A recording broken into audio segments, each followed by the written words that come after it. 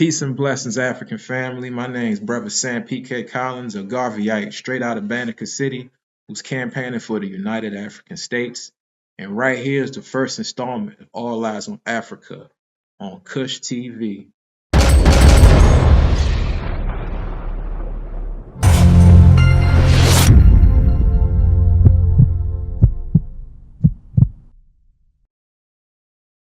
So, on this first installment, of course, we are endeavoring to make known and make apparent the manifestations of neocolonialism by which um, African nations and African people, to that extent, are still not in achievement of true sovereignty. We are not in control of our resources, and we have in our midst puppet governments that are at the beck and call of outside entities.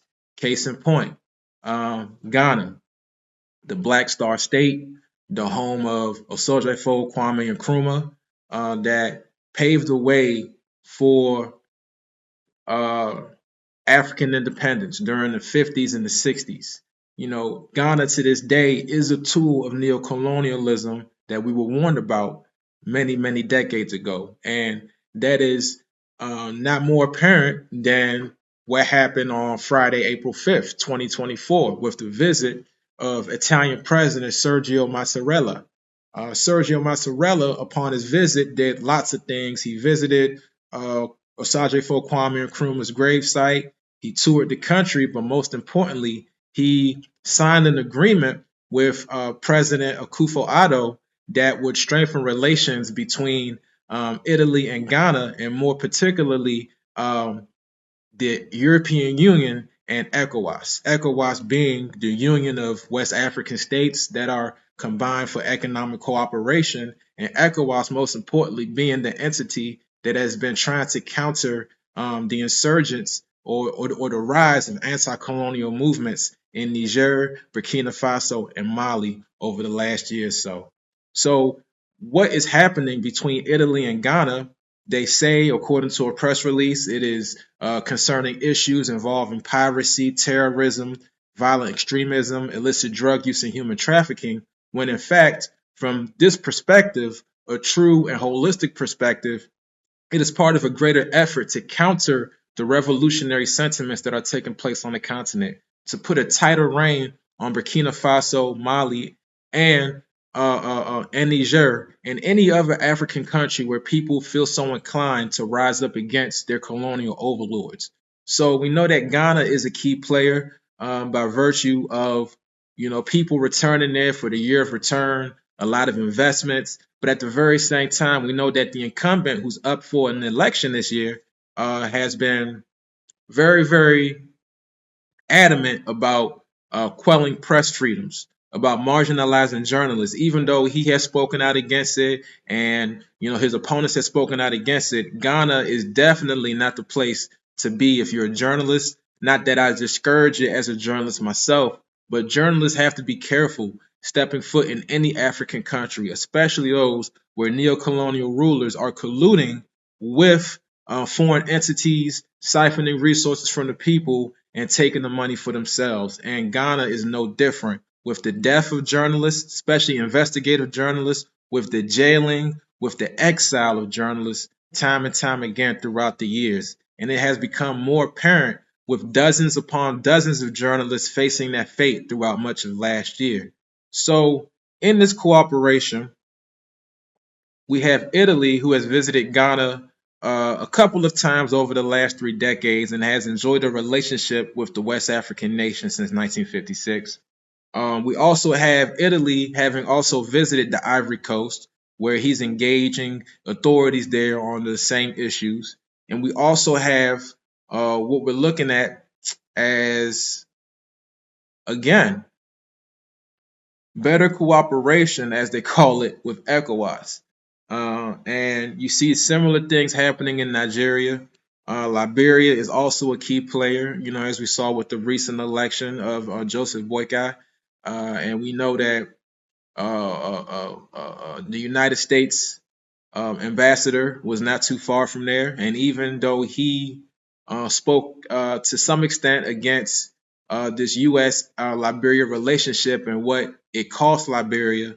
The ambassador was still there, Ms. Greenfield, and we know that the United States still has a presence in Liberia. So a lot to watch out for with ECOWAS. We have Italy in play, we got the United States in play, we have Ghana in play, we have Liberia in play, we have Nigeria in play, the Ivory Coast in play. All of these nations on both sides working, not working necessarily, but strategizing on how to